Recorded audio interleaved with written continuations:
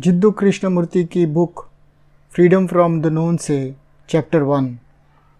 सदियों से आदमी खोज रहा है ऐसी कोई चीज़ जो उसके अधूरेपन को पूरा करे।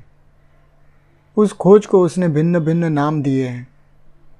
वो उसे सच्चाई या भगवान की खोज बोलता है। ऐसी कोई चीज़ जिसमें समय नहीं हो, ऐसी कोई चीज़ जिसे पाकर उसका मन शांत हो।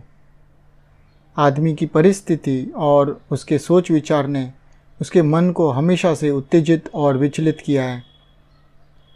हमेशा ये सवाल किया है, ये सब क्या है? क्या जीवन का कोई मतलब है? वो इस जीवन में बहुत व्याकुलता देखता है।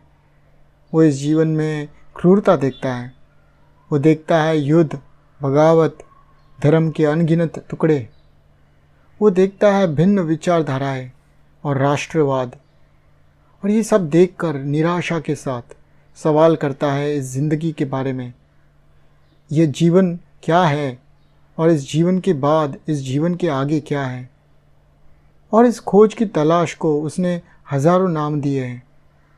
उसने अपने गुरु पर, अपने धर्म पर, कोई आदर्श चीज़ पर, किसी के बोले हुए शब्दों पर भरोसा किया है। और ये भरोसा किसी न किसी तरह का हिंसा पैदा करता है। लगातार युद्ध जिसे हम जीवन कहते हैं, वो हम जीते हैं समाज के बनाए हुए तौर तरीक़ों के साथ। वो समाज जिसमें हमारी परवरिश हुई है, जिसमें हम बड़े पले हैं।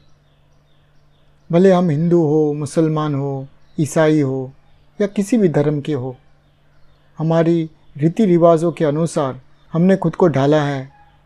उन रीति रिवाज़ों को माना है और अपनाया है। हम औरों की तरफ देखते हैं कि वो हमें बताएंगे कि हमारा आचरण कैसे होना चाहिए, हमारी सोच कैसी होनी चाहिए। और जब हमारे आचरण को इस तरीके से ढालते हैं हम, तो हमारी सोच एक मशीन के जैसे हो जाती है, बिल्कुल मैकेनिकल, और हमारी प्रतिक्रिया ऑटोमेटिक हो जाती है। सदियों से एक छोटे बच्चे की तरह हमको हमारे गुरुओं ने, अधिकारियों ने, किताबों ने, हमारे महात्माओं ने बताया है कि हमको हमारा जीवन किस तरह से बिताना है। हम उनको इस जीवन के बारे में, इस जीवन के बाद क्या है, इसके बारे में पूछते हैं। और काफ़ी हद तक हम संतुष्ट भी हैं उनके चित्रण से। इसका मतलब हम हमारा जीवन उनके बोले हुए शब्दों के हिसाब से बिताते हैं, या फिर हमारी ज़िंदगी का मार्गदर्शन हमारे इच्छा के अनुसार, आदत या हमारे झुकाव के अनुसार हम ढालते हैं। या मजबूरन हमें हमारी ज़िंदगी को हमारे परिस्थिति और पर्यावरण के हिसाब से ढालना पड़ता है।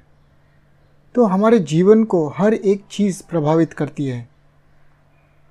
हमारे धर्म गुरु ने हमें भरोसा दिया है, हमें बताया है कि अगर हम अनुशासन से नियमित प्रार्थना करेंगे, मंत्र उच्चारण करेंगे, धार्मिक रीति रिवाज़ों का पालन करेंगे, अगर हम खुद को उनके बताए हुए आकार में ढालेंगे, हमारे इच्छाओं को रोकेंगे, दबाएंगे, हमारे विचारों को काबू में करेंगे, हमारी वासनाओं को निर्मल करेंगे, भूख को कम करेंगे और काम क्रिया से दूर रहेंगे, फिर हमें इस ज़िंदगी में या इस ज़िंदगी के बाद वो सब कुछ मिलेगा जिसकी हम तलाश में हैं।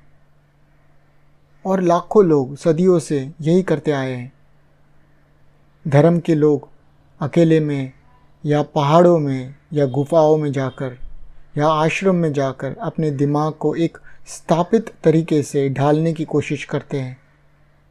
पर एक उत्पीड़ित दिमाग या एक बिखरी हुई सोच, एक दिमाग जो सारे दुखों से, तकलीफ़ों से दूर भागना चाहता हो, जिस सोच के साथ बाहरी दुनिया को नकारा है, एक ऐसा दिमाग जो सुस्त और आलसी हो चुका है, इन सभी अनुशासन का पालन करके, ऐसा दिमाग, ऐसी सोच के साथ आप कितने भी लंबे समय तक ढूंढोगे, कोशिश करोगे, आप उस सच्चाई को नहीं समझ पाओगे।